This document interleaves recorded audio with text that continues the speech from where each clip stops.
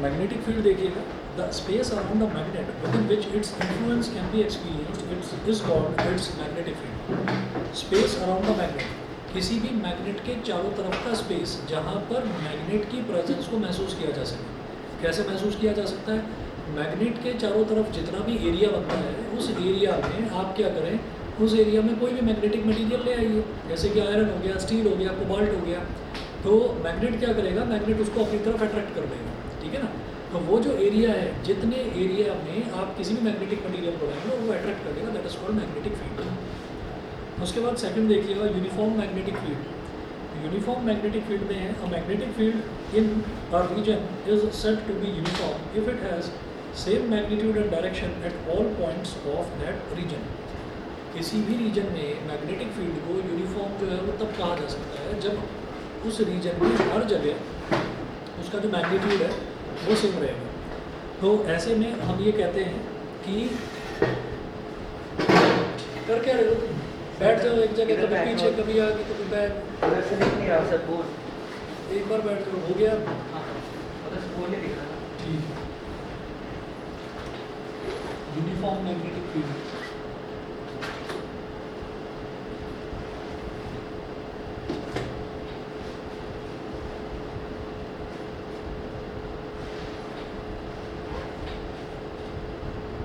तो uniform magnetic field में हम ये कहेंगे कि जहाँ पर हर जगह, मतलब उस पूरे एरिया में हर जगह मैग्नेटिक फील्ड का जो स्ट्रेंथ है या जो मैग्नीट्यूड है वो कॉन्स्टेंट रहे। तो हमने ये कहा कि यूनिफॉर्म मैग्नेटिक फील्ड को याद करिए, जैसे यूनिफॉर्म इलेक्ट्रिक फील्ड था, तो यूनिफॉर्म इलेक्ट्रिक फील्ड को हम पैरेलल लाइन से रिप्रेजेंट कर देते थे कि जितनी भी मैग्नेटिक लाइन ऑफ फोर्स है वो सारी की सारी आपस में पैरेलल होगी। तो एक तो यूनिफॉर्म मैग्नेटिक फील्ड का ये हो गया डायग्राम, ऐसे बनाकर दिखा सकते हैं, या फिर आप इक्वल डिस्टेंसेस पर ऐसे 1 2 3 4 5 6 7 8 9 10 11 12 ऐसे ही आप इक्वल डिस्टेंसेस पर ऐसे डॉट्स बनाकर दिखा दीजिए। तो डॉट्स का मतलब क्या है? डॉट्स का मतलब क्या है कि मैग्नेटिक फील्ड जो है वो बाहर की तरफ आ रहा है। तो यूनिफॉर्म मैग्नेटिक फील्ड को ऐसे भी दिखाया जा सकता है, ऐसे भी दिखाया जा सकता है, या फिर प्रोसेस बना लीजिए इस तरह से।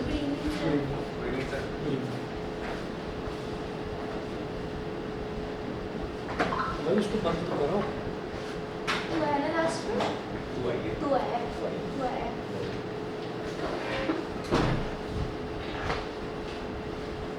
तो ये मैग्नेटिक फील्ड हो गया। यहाँ पर क्या है कि यहाँ पर प्रोसेस का मतलब क्या है कि यूनिफॉर्म मैग्नेटिक फील्ड जो है वो मैग्नेटिक फील्ड अंदर की तरफ जा रहा है into the plane of the paper, ठीक है। तो ये 3 तरीके से हम दिखा सकते हैं, डायग्रामेटिकली रिप्रेजेंट कर सकते हैं। पेज नंबर 3, आप 4 पर आ जाइए। अब पेज नंबर 4 पर आ जाइए। पेज नंबर 4 पर जो थर्ड डेफिनेशन है that is about magnetic poles. So these are the regions of apparently concentrated magnetic strength in a magnet where the magnetic attraction is maximum. The poles of a magnet lie somewhat inside the magnet and not at its geometrical ends. तो अगर हम किसी magnet की बात करते हैं, magnetic poles की अगर बात कर रहे हैं,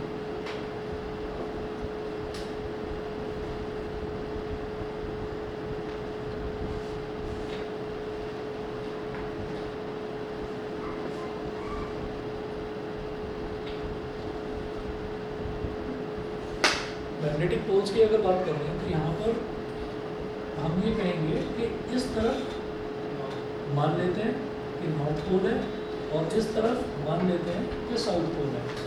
तो ये कहा जाता है कि ये जो मैग्नेटिक पोल होते हैं ना किसी भी मैग्नेट में, ये बिल्कुल उसके ज्योमेट्रिक एंड पर, कि यहाँ पर और यहाँ पर इस कोने में नहीं होती, थोड़ा सा समवट इनसाइड द मैग्नेट।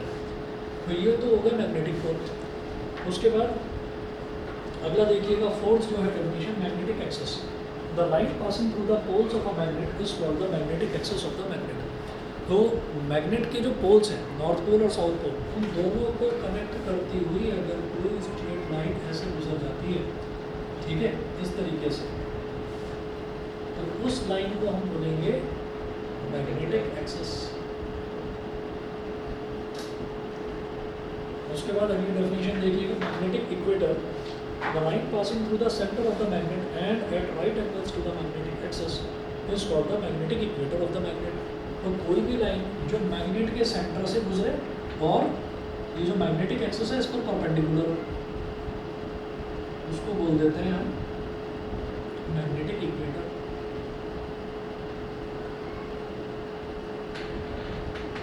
ये मैग्नेटिक इक्वेटर होता है, ठीक है। उसके बाद देखिएगा मैग्नेटिक लेंथ। मैग्नेटिक लेंथ क्या है? The distance between the two poles of a magnet is called the magnetic length of the magnet. यानी कि ये जो नॉर्थ पोल है और ये जो साउथ पोल है, इन दोनों के बीच का जो डिस्टेंस होता है इसको हम मैग्नेटिक लेंथ बोलते हैं। तो हम ये कहेंगे कि नहीं, हमें तो ये हम तो ये सोचते थे कि पूरी मैग्नेट को नाप लो, आप जो भी आपके पास मेजरिंग स्केल है रख कर पूरी मैग्नेट को नाप लो, तो वो मैग्नेटिक लेंथ नहीं होती, that is called geometrical length. तो क्या है कि it is slightly less than the geometrical length of the magnet. तो एक रेशो, एक रिलेशन होता है मैग्नेटिक लेंथ और ज्योमेट्रिकल लेंथ में। कि magnetic length upon geometrical length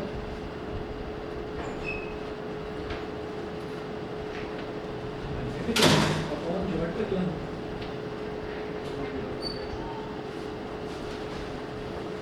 ये होता है इसके इक्वल 0.84 के इक्वल 0.84 के इक्वल। तो ये एक रिलेशन होता है मैग्नेटिक लेंथ और ज्योमेट्रिक लेंथ, ठीक है। चलिए जी, इसके बाद आप आ जाइए पेज नंबर 5 पर। तो ये पेज नंबर 4 पर कुछ इंपॉर्टेंट टर्म्स थी कि मैग्नेटिक पोल्स क्या होते हैं, ये नॉर्थ पोल और साउथ पोल, इन दोनों के बीच का डिस्टेंस क्या होता है, मैग्नेटिक लेंथ। ज्योमेट्रिक लेंथ, पूरी मैग्नेट की जो लेंथ होती है that is called geometric length. Magnetic length upon geometric length, इनका जो रेशियो होता है दैट इज 0.84। और नॉर्थ पोल और साउथ पोल को कनेक्ट करती हुई जो हॉरिजॉन्टल लाइन, जो स्ट्रेट लाइन निकलती है that is called magnetic axis. और अगर इस मैग्नेटिक एक्सिस के सेंटर से बिल्कुल कोई लाइन निकलती है जो कि परपेंडिकुलर भी हो उस पर, वो that is called magnetic equator, ठीक है। सर ये डायग्राम में क्या? वो नहीं पॉइंट है। अरे वो नहीं है, वो पॉइंट है। ज़्यादा दिखाई दे रहा है आज कुछ। केमिस्ट्री पढ़ रहे हैं ना सुबह से। वो बढ़ रहे होंगे, वो क्या बोलते हैं उसको, वो बॉन्ड्स वगैरह जो बनते हैं, वो इलेक्ट्रॉन्स, हाँ सर, एफर्ट पढ़ रहा इलेक्ट्रॉन था। Dot structure. सर ये रेशियो से बार मैग्नेट के लिए फिर और मैग्नेट को ये बार मैग्नेट मतलब अभी जो है बार मैग्नेट के लिए दिखाया गया है। और जो मैग्नेट में तो ज्योमेट्रिक लेंथ और मैग्नेटिक लेंथ निकालेंगे ना। तो तुम्हारा पेपर कैसा हुआ है? बढ़िया, हमेशा की तरह। सर मुझे क्वेश्चन पता पूछना नहीं पेपर हमेशा अच्छे होते हैं इसके, रिजल्ट अच्छा नहीं आता। सर वही तो क्या? मेरे सबके साथ हाँ, सबके साथ सोच के बताओ। चलिए जी, अगला देखते हैं टॉपिक। क्या रुद्रांश, क्या बोल रहे हो? किसकी बात हो रही? अरे सभी की बात हो रही है, पेपर सबके अच्छे होते हैं, रिजल्ट ही अच्छा नहीं आता बस। चलिए जी, नोट करिए। अगला जो है हम पेज नंबर 5 पर है, Coulomb's law of magnetic force. Sir test ले लो। हाँ बिल्कुल सही। मैं तो कल कह भी रहा था लेकिन सबने मना कर दिया। चैप्टर नंबर 4 है, उसका नेशनल लेते हैं, 4 तभी तो कंप्लीट हुआ, कल ही तो हुआ है कंप्लीट। पेपर आ रहा है यार, पढ़ना है। अरे पेपर आ रहा है तभी तो टेस्ट लेना चाहिए। हाँ सर 1 में ले लो। हाँ, चैप्टर चैप्टर 1 इतना नहीं पुराना। नहीं नहीं ये पूरे सिलेबस में समझते लेते हैं बुक लेते हैं। चलिए जी, Coulomb's law of magnetic force. तो दिस लॉ स्टेट्स दैट, भाई सुनो, उसको थोड़ा सा प्रेस कर दो, लकड़ी वाले को थोड़ा सा प्रेस कर दो। This law states that the force of attraction or repulsion between two magnetic poles is directly proportional to the product of their pole strengths and inversely proportional to the square of the distance between them. तो जैसे दो charges होते थे ना, जैसे हम charges बोलते थे कि पॉजिटिव चार्जेस हैं या नेगेटिव चार्जेस हैं, इसी तरीके से जो पोल्स होते हैं, नॉर्थ पोल और साउथ पोल, उनकी कुछ ना कुछ स्ट्रेंथ भी होती है, ठीक है। तो ये जो कूलम्स लॉ है, कूलम्स लॉ बिल्कुल आपको जो इलेक्ट्रिसिटी वाला जो कूलम्स लॉ है उसी की याद दिला देगा। उसमें भी क्या था कि वो जो फोर्स ऑफ अट्रैक्शन या फोर्स ऑफ रिपल्शन थी, it is directly proportional to Q1 Q2 upon R square था। तो यहाँ पर क्या मेंशन करा है, Q1 QM1 QM2 upon R square.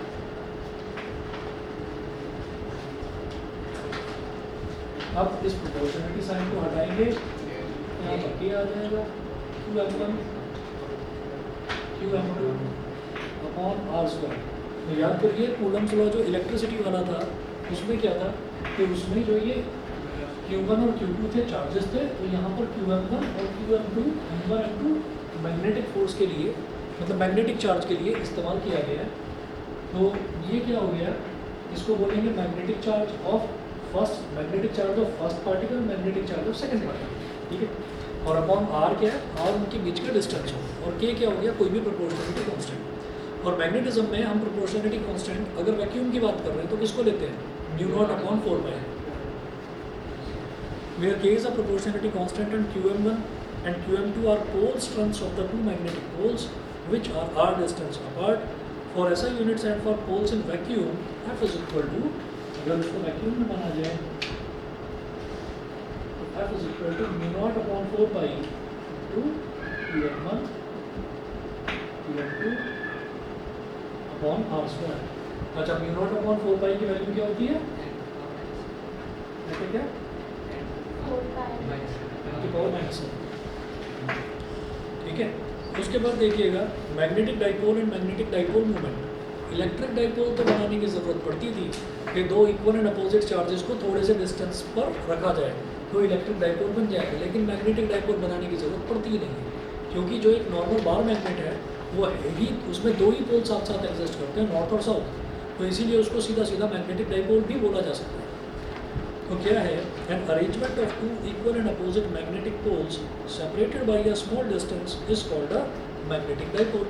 बिल्कुल वही कि दो एक नेगेटिव चार्ज और पॉजिटिव चार्ज को एक डिस्टेंस पर रखा जाता था तो इलेक्ट्रिक डाइपोल बन जाता था। तो यहाँ पर क्या है, an arrangement of two equal and opposite magnetic poles. Equal and opposite magnetic poles क्या होते हैं, नॉर्थ और साउथ। अगला पॉइंट देखें, every bar magnet is a magnetic dipole, a current carrying loop behaves as a magnetic dipole even an atom acts as a magnetic dipole due to the circulatory motion of the electrons around its nucleus। उसको भी क्यों बोला जाता है magnetic dipole, उसको भी क्यों बोला जाता है, क्योंकि उसमें भी बीच में तो न्यूक्लियस है यानी कि पॉजिटिव चार्ज है, और जो नेगेटिव चार्ज है वो उसके चारों तरफ रिवॉल्व करता रहता है, तो पॉजिटिव और negative charge separated by a small distance, ठीक है, तो उसको भी डाइपोल बोल सकते हैं, ठीक है।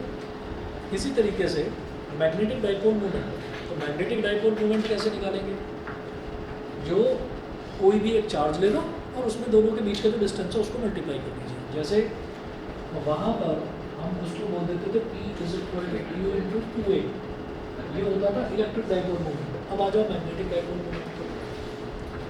The magnetic dipole movement of a magnetic dipole is defined as the product of its pole strength and magnetic length. It is a vector quantity directed from south pole to north pole. अब सुनिएगा, यहाँ पर और इसका कोई जो है, इसमें मैग्नेटिक वाला जो है, मैग्नेटिक वाले से हम इलेक्ट्रिसिटी वाली एक चीज़ क्लियर करेंगे।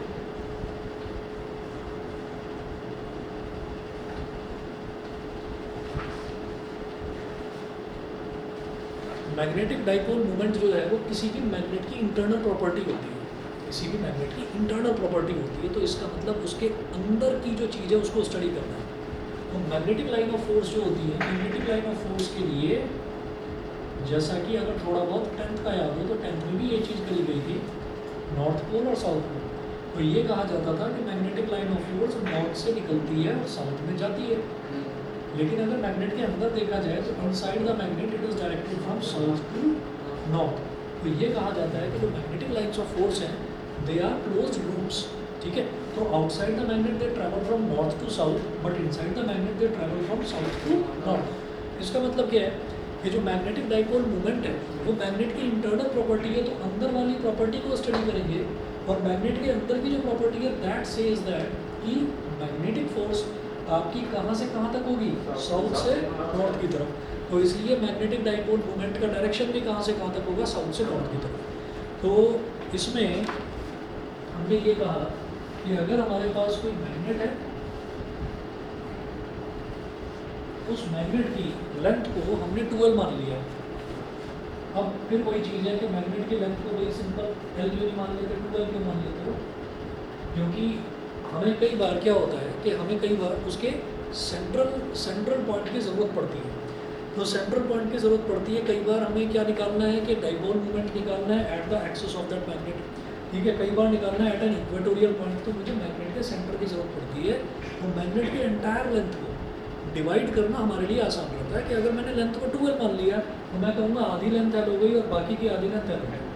अगर मैं उसको L मानूंगा तो वो L/2 होगी, तो वो थोड़ा सा बस डिफिकल्ट हो जाता है। तो उसको आसान बनाने के लिए हमने उसको 2L मान लिया। कन्वेंशन है, आप L चाहो तो L मान सकते हो। अच्छा, तो यहाँ पर ये कहा गया कि मैग्नेटिक डाइपोल मोमेंट जो है, जैसे इलेक्ट्रिक डाइपोल मोमेंट को P से रिप्रेजेंट करा जाता था, मैग्नेटिक डाइपोल मोमेंट को स्मॉल m से रिप्रेजेंट करा जाता है। तो small m vector is equal to QM यानी कि pole strength of a magnet, मतलब नॉर्थ या साउथ में से किसी भी एक की पोल स्ट्रेंथ को ले लो। किसी भी मैग्नेट में ऐसा नहीं हो सकता कि जो नॉर्थ पोल है वो बहुत ज़्यादा स्ट्रॉन्ग हो, है ना, और जो साउथ पोल है वो बहुत ज़्यादा वीक हो। ऐसा नहीं हो सकता, दोनों की पोल स्ट्रेंथ इक्वल होगी तभी वो मैग्नेट बनेगी। तो आपने दोनों में से किसी की भी पोल स्ट्रेंथ को ले लिया, तो QM इंटू 2L वेक्टर, इसको L वेक्टर क्यों बोलते हैं? क्योंकि लेंथ क्या है, डिस्प्लेसमेंट है। Displacement is always taken as a vector quantity, वो वेक्टर क्वांटिटी होती है। यहाँ तक बता दीजिए ऑनलाइन वाले बच्चे, Abhinav, Bhumika, Kanishk, Rudransh, yes sir. Clear है? Yes sir. ठीक है, आगे चलता हूँ फिर मैं। उसके बाद देखिएगा एक क्वेश्चन है छोटा सा, a bar magnet of magnetic moment 5 ampere metre square. तो जो मैग्नेटिक मूवमेंट होती है उसकी यूनिट होती है 5 एम्पियर मीटर स्क्वायर। हम दे रखा है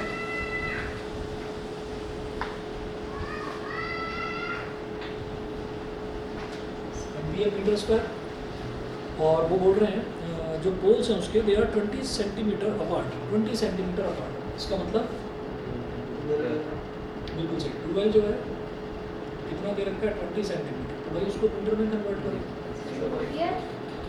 20/100 मीटर। हाँ हाँ, ऐसा यूनिट तो मीटर है ना, तो इसलिए मीटर में कन्वर्ट करना ज़रूरी है। 0 से 0 कट गया तो 2/10 कितना हो गया, 0.2 मीटर। ठीक है, अब मैग्नेटिक मूवमेंट पूछ रहे हैं, magnetic movement M is equal to QM into 2L। मतलब अगर वेक्टोरिकली पूछा जाएगा तो मैं वेक्टर का साइन लगा दूंगा, अगर सीधे सीधे वैल्यू पूछी जा रही है तो वेक्टर का साइन मत लगाओ बस। तो यहाँ पर वो पूछ रहे हैं calculate the pole strength. Pole strength मतलब QM पूछ रहे हैं, तो QM क्या हो जाएगा, M/2L।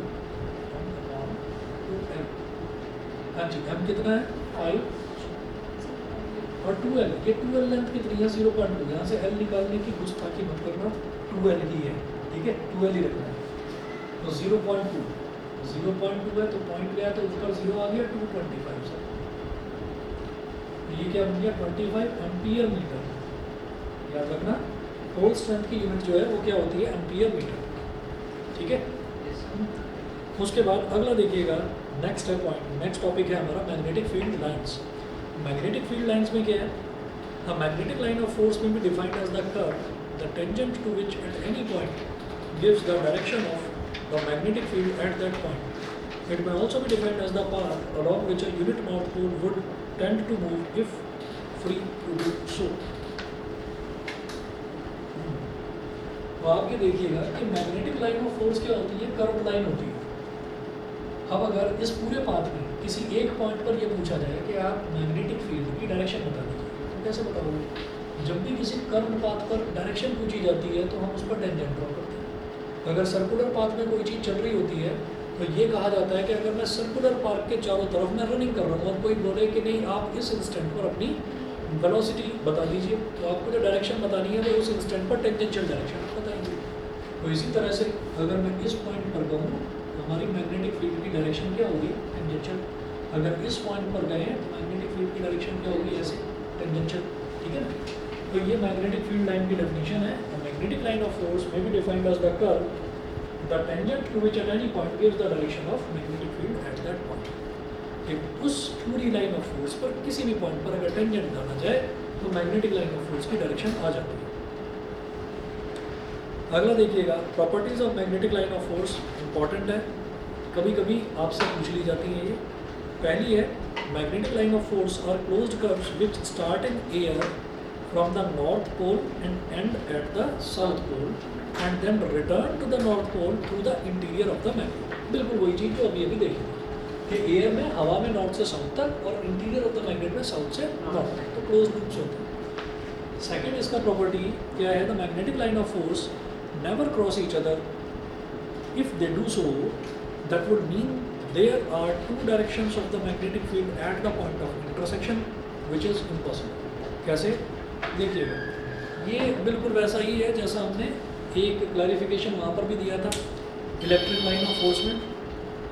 एक मिनट वेट करिए।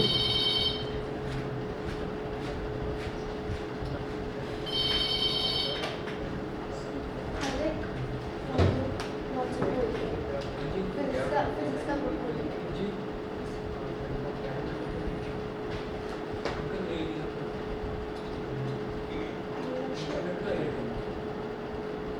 डाटा को वैसे दिया रहता है कि 3-4 महीने से बंद नहीं पड़ा क्योंकि चेक हो नहीं। तूने भी नहीं करा। इनको चला लेते हैं पीछे आर्टिकल्स हाँ लिंक देखी नहीं मुझे। सर्च पे चैप्टर का वो डाल देना सारे अच्छा। उसको डाल देंगे। मैं जून 3 Oh shit. है तो पर मतलब बना लेता है। अच्छा असेंबली को हमारे क्लास में यूज होती है तो वो जीरो से जो है उतनी बढ़िया कॉपी नहीं होती है। एयर टाइम होती है।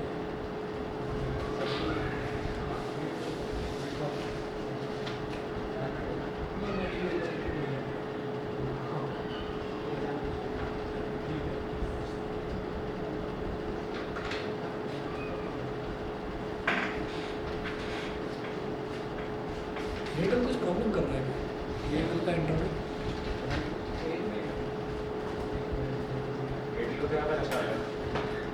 अच्छा तो है कुछ अच्छा या बुरा वो सब कुछ स्टाफ पर डिपेंड करता है। स्टाफ थोड़ा सा नलायक आ गया है। उनको बुलाया था एक बार, मैंने भी बुलाया था, सेम कंप्लेंट बराबर से मिली है। बराबर वाले अंकल का फ़ोन था, कहीं का था कहीं जोड़ देते हैं और वो फिर हंसते भी हैं।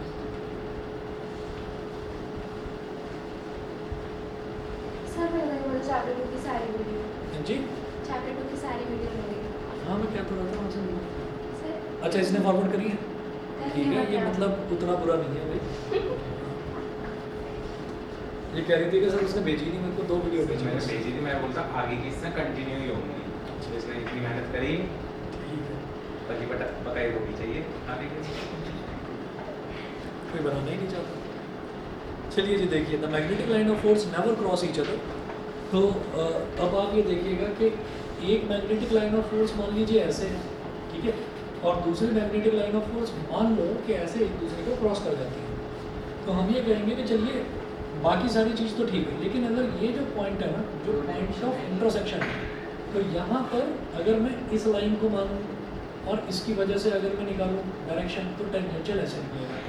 अगर मैं इस लाइन को मानूँ तो इसकी वजह से निकालूँ तो यहाँ पर डायरेक्शन ऐसा हो जाएगा। तो एक ही पॉइंट पर अगर हम डायरेक्शन निकालें मैग्नेटिक फील्ड के, तो वो एक इधर आ रहा है एक इधर आ रहा है, तो दिस इज इम्पॉसिबल। इसलिए ये कहा जाता है कि magnetic lines of force do not cross each other, कभी एक दूसरे को क्रॉस करती ही नहीं।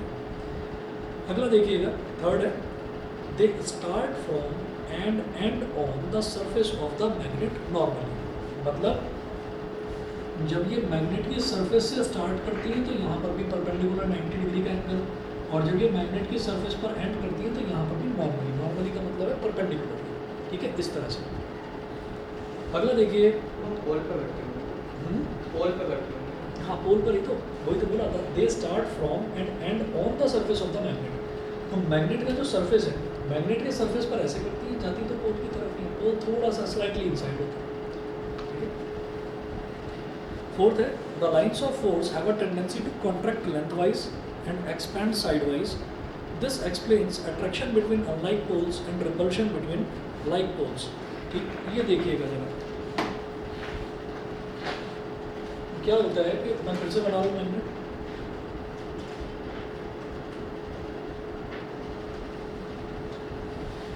नॉर्थ पोल और साउथ पोल, तो यहाँ पर क्या है कि जैसे नॉर्थ से एक निकली और साउथ तक पहुंची, फिर नॉर्थ से दूसरी निकली और साउथ तक पहुंची। तो ये जो साइड वाइज होती हैं इनमें ऐसा लगता है कि जैसे रिपल्शन होता है ना। ये साइड वाइज जो है ये एक्सपैंड करती हैं और लेंथ वाइज मतलब यहाँ से यहाँ तक ये कॉन्ट्रैक्ट करती हैं, एक दूसरे को खींचने की कोशिश करती हैं। तो इससे क्या समझ में आता है कि नॉर्थ पोल साउथ पोल को अट्रैक्ट कर रहा है, ठीक है। तभी ये लेंथ वाइज कॉन्ट्रैक्ट हो रही है। कॉन्ट्रैक्ट मतलब खींच रही है, नॉर्थ से निकली तो साउथ में जाकर ही मानेगी, ठीक है, क्योंकि एक दूसरे को अट्रैक्ट करते हैं अनलाइक पोल्स। अब बात करते हैं लाइक पोल्स की। तो लाइक पोल्स क्या है, जैसे नॉर्थ पोल से south pole magnetic line of force जारी है, तो इसका मतलब क्या है, ऐसा लगता है जैसे कि एक नॉर्थ पोल ही है और वही धीरे धीरे मूव करके साउथ पोल तक जा रहा है। तो हम इसको क्या मान सकते हैं, मैग्नेटिक लाइन ऑफ फोर्स को हम ये मान सकते हैं कि it is that path on which a north pole would tend to move, ठीक है। It is that path on which a north pole tend to move if free to do so. हालांकि नॉर्थ पोल को अलग free नहीं करा जा सकता, लेकिन अगर करा जाए तो नॉर्थ पोल शायद इसी तरीके से मूव करेगा, साउथ पर जाकर ही रुकेगा। तो हम ये कहेंगे अगर यहाँ से नॉर्थ पोल ऐसे ट्रैवल कर रहा है, ऐसे ही दूसरा नॉर्थ पोल यहाँ से ट्रैवल कर रहा है, तो भाई नॉर्थ तो एक दूसरे को रिपेल करेंगे। इस वजह से लेंथ वाइज या लेटरली, अगर मैं साइड वाइज तो लेटरली ये एक्सपैंड करती हैं और लेंथ वाइज ये कॉन्ट्रैक्ट करती है। कॉन्ट्रैक्ट मतलब खिंचती है नॉर्थ से साउथ की तरफ, समझ गए, ठीक है। ये इसकी चौथी प्रॉपर्टी थी। और पांचवी प्रॉपर्टी देखिए, the relative closeness of the lines of force gives a measure of the strength of the magnetic field which is maximum at the poles. तो अगर हम पोल्स पर देखें तो पोल्स पर जो मैग्नेटिक लाइन्स ऑफ फोर्स हैं वो काफ़ी क्लोजली पैक्ड होती हैं। एक निकली फिर दूसरी निकली, मान लीजिए ये निकली यहाँ से, ये निकल के यहाँ से ऐसे आ गई, तो ये यहाँ पर जो लाइन्स ऑफ फोर्स हैं इनमें ज़्यादा दूरी नहीं दिखाई देती, काफ़ी क्लोजली पैक्ड होती है। तो जब क्लोजली पैक्ड है तो इसका मतलब क्या है कि मैग्नेटिक लाइन्स ऑफ फोर्स यहाँ पर बहुत क्लोजली पैक्ड है, इसका मतलब यहाँ पर स्ट्रेंथ मैग्नेट की ज़्यादा है, ठीक है। इसीलिए ये कहा जाता है क्योंकि सारी मैग्नेटिक लाइन ऑफ फोर्स यहाँ क्लोजली पैक्ड है, तो सारी स्ट्रेंथ यहीं पर कंसंट्रेटेड है, पोल्स पर, नॉर्थ पर और साउथ पर। तो ये कुल मिलाकर 5 प्रॉपर्टीज़ हैं इसकी। उसके बाद फटाफट से ये देख लो, इसमें ज़्यादा टाइम नहीं लगेगा। Magnetic dipole of a bar magnet at an axial point, इसको आप कुछ रिलेट कर पाओगे उससे जो आपने इलेक्ट्रिक डाइपोल का करा था।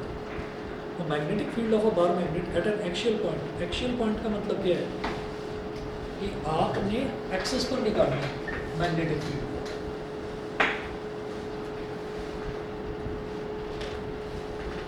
तो आपने मैग्नेट ले लिया, ऐसे मैग्नेट ले ली, ये मैग्नेट का सेंट्रल पॉइंट है, सेंट्रल पॉइंट को दो बोल दिया, ये इसका नॉर्थ पोल है, ये इसका साउथ पोल है, और जो यहाँ पर नॉर्थ पोल से सेंटर तक का जो डिस्टेंस है दैट इज एल, और यहाँ तक का जो डिस्टेंस है दैट इज ऑल्सो एल। उसके बाद हमने ये कहा कि हम इसी की एक्सिस को, मैग्नेट की एक्सिस, नॉर्थ पोल और साउथ पोल को कनेक्ट करने वाली horizontal line that is called magnetic axis.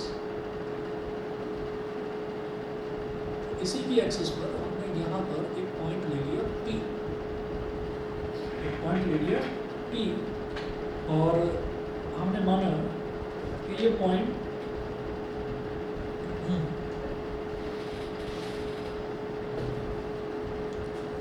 इस पॉइंट का मैग्नेट के सेंटर से डिस्टेंस r है। तो ये वाला डिस्टेंस कितना होगा, r वैसे एल को सब्ट्रैक्ट कर दीजिए, कितना बचेगा r माइनस। ऐसे ही ये तो हो गया साउथ पोल से इस पॉइंट का P पॉइंट का डिस्टेंस। ऐसे ही अगर नॉर्थ पोल से पॉइंट P का डिस्टेंस लिया जाएगा तो वो क्या आ जाएगा, r प्लस एल। तो आप नेक्स्ट पेज पर आइएगा। नेक्स्ट पेज पर है कि Fn का मतलब क्या है कि force due to this north pole. North pole की वजह से फोर्स कितनी होगी, तो हम ये कहेंगे कि यहाँ पर जो है ना, ये जो पॉइंट P है, इस पर हमने माना कि इस पर एक यूनिट नॉर्थ पोल है, यूनिट नॉर्थ पोल। जैसे आप याद करिएगा कि वहाँ पर हम क्या करते थे, वहाँ पर हम एक यूनिट पॉजिटिव चार्ज माना करते थे इलेक्ट्रिक डाइपोल। तो यहाँ पर हमने यूनिट नॉर्थ पोल मान लिया। यूनिट नॉर्थ पोल का मतलब क्या है कि इसका जो टेस्ट पोल, इसका जो ये है आपका मैग्नेटिक स्ट्रेंथ, ठीक है, ये कितना होगा, 1 होगा। यूनिट का मतलब होता है 1, तो वो 1 होगा। तो अब अगर मैं नॉर्थ की वजह से निकालूँ एफ एन, तो नॉर्थ क्या करेगा, मैंने माना यहाँ पर यूनिट नॉर्थ पोल है, तो नॉर्थ नॉर्थ को रिपेल करेगा, जब नॉर्थ नॉर्थ को रिपेल करेगा तो एफ एन की डायरेक्शन ये होगी इस तरफ, तो F N is equal to mu not upon 4 pi F N पर जो चार्ज है that is Q M one, और इस पर जो चार्ज है यूनिट नॉर्थ पोल यानी कि 1, और दोनों के बीच का डिस्टेंस कितना है आर प्लस एल। सर उसमें हमने 1 क्यों लिया था किसमें फर्स्ट हाफ में? लिया था, मनी लिया था। हाँ सर वो तो इलेक्ट्रिक फील्ड आया था ना। हाँ, तो electric field force, electric force तो 1 ही लिया था। हाँ देखना, उसके बाद देखिएगा अगर मैं साउथ पोल की वजह से लगने वाली फोर्स की बात करूँ, तो भाई साउथ पोल की वजह से यहाँ पर कितनी फोर्स लगेगी, क्योंकि ये यूनिट नॉर्थ पोल है, तो north pole will get attracted towards the south pole, तो इधर लगेगी एक अट्रैक्टिव फोर्स एफ एस, ठीक है, वो एफ एस क्या हो जाएगी म्यू नॉट अपॉन 4 पाई। अब बोलो कि इस पर जो मैग्नेटिक स्ट्रेंथ है वो कितनी है, जैसे इस पर क्यू एम वन थी, इस पर कितनी होगी क्यू एम टू, और इस पर कितना है 1, क्यू एम टू अपॉन 1, दोनों के बीच का डिस्टेंस बोलिए R minus L, R minus L का होल स्क्वायर, ठीक है। अब जो मैथमेटिकल कन्वेंशन है वो ये है कि भाई राइट साइड वाला जो भी हमारे पास जो भी डायरेक्शन होता है, तो उसको मैं बोलता हूँ कि एक्स एक्सिस के राइट वर्ड डायरेक्शन जो है that is taken as positive, और अगर नेगेटिव डायरेक्शन है कोई तो that is taken as leftward, अगर कोई डायरेक्शन है तो उसको नेगेटिव लिया जाता है, ठीक है। तो दोनों को मुझे बेसिकली ऐड करना है, लेकिन इसमें रिजल्टेंट मैग्नेटिक फील्ड निकालने के लिए उन्होंने बोला B axial is equal to, आप देखिएगा नोट्स में क्या लिखा है, F N minus F S. F N minus F S कैसे हुआ, क्योंकि एफ एन प्लस जो एफ एस है ये माइनस इस वजह से क्योंकि इसकी डायरेक्शन इस तरफ, तो प्लस माइनस एफ एस बन गया, ठीक है। अब एफ एन कितना है nought upon 4 pi Q M one upon R plus L का whole square, R plus L का होल स्क्वायर, ठीक है, और minus mu not upon 4 pi, sir इसमें हम इसकी वैल्यू क्यों नहीं करते? दोबारा बोलो, इसकी वैल्यू इसमें पुट क्यों नहीं करते? ये हमारा 1 4 पाएंगे। अच्छा जरूरत नहीं है ना, ये तो फॉर्मूला डिराइव करना है। अच्छा फिर एक चीज़ हमने और देखी थी कि जो मैग्नेटिक पोल स्ट्रेंथ्स हैं वो हमेशा इक्वली होती हैं, वो हमेशा इक्वली होती हैं, तो इसलिए उसको क्यू एम वन या क्यू एम टू मानना भी ठीक नहीं, दोनों को क्यू एम मानना, ठीक है, क्योंकि क्यू एम वन और क्यू एम टू, क्योंकि मैग्नेट तो एक ही है ना, तो एक ही मैग्नेट पर नॉर्थ पोल की स्ट्रेंथ और साउथ पोल की स्ट्रेंथ सेम रहती है, Q M one is equal to Q M two is equal to Q M, इसीलिए आप देखिए डेरिवेशन में सिर्फ क्यू एम लिखा हुआ है। तो यहाँ पर म्यू नॉट अपॉन 4 पाई, ये भी क्यू एम हो गया, ये भी क्यू एम हो गया, तो क्यू एम ले लिया कॉमन, ब्रैकेट में क्या बचा 1 अपॉन आर प्लस एल का whole square minus 1 upon R minus L का होल स्क्वायर। यहाँ तक क्लियर है, ठीक है। अब आगे चलिएगा उधर बताऊँ,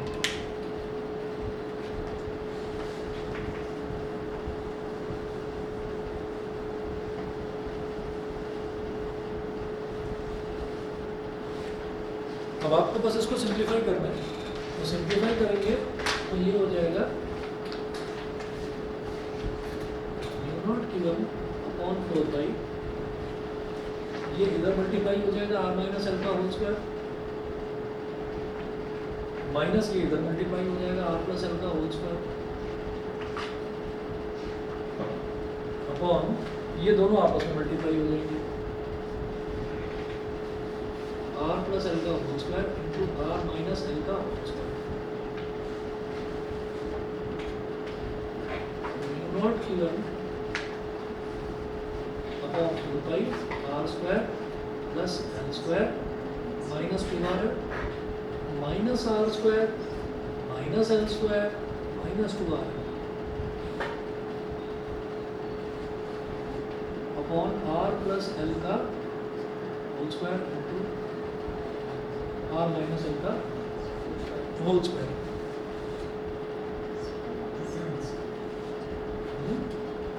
कुछ गलत करा है क्या? होना चाहिए ना इस बड़ा, अरे एक मिनट रुको तो सही, प्लस एल इधर है,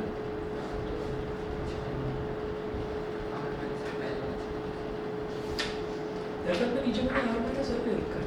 ओके, मैंने ये वाला डायग्राम उल्टा बना दिया, वहाँ पर नॉर्थ पोल इधर दे रखा था और साउथ पोल इधर दे रखा था, इस वजह से वो आपको अलग दिखाई दे रहा होगा। ये एफ एन ये हो गया और एफ एस ये है, तो इसलिए नहीं ठीक है, इसको तो ऐसे ही रहने दो, यहाँ आर माइनस एल कर दो, यहाँ आर प्लस एल। डेरिवेशन में तो समझ जाएंगे लिखा हुआ, ठीक है। तो इधर आर माइनस एल है और इधर R plus L, R minus L और आर प्लस एल। तो इसमें क्या हो रहा है, आर प्लस एल इधर आ रहा है और आर माइनस एल इधर आ रहा है। तो इससे क्या हो रहा है कि ये प्लस का हो रहा है और ये भी प्लस का है, ठीक है। R square L square minus R square minus L square cancel out हो गया। उसके बाद mu not Q M upon 4 pi 4 R L upon R plus L into R minus L का होल स्क्वायर कर दो। समझ गए क्या कर रही है, क्योंकि आर प्लस एल का whole square into R minus L का होल स्क्वायर है, तो मैंने ऐसा कर दिया कंबाइनली दोनों का होल स्क्वायर कर दिया, R plus L into R minus L का होल स्क्वायर। इससे होगा क्या, R plus L into R minus L R square minus L square हो जाएगा, A plus B into A minus B one, ठीक है। तो देखिएगा ये हो जाएगा mu not Q M upon 4 pi, और इसको क्या करेंगे, जो 4 आर एल है इसको ऐसे लिखो 2l इंटू आर। क्यों कर रहे हैं ऐसा, ताकि Q M into 2l dipole moment बन जाएगा, मैग्नेटिक डाइपोल मोमेंट। तो ये हो गया R square minus L square का होल स्क्वायर। तो क्यू एम इंटू 2l क्या हो गया, M nought upon 4 by M into R upon R square minus L square का होल स्क्वायर।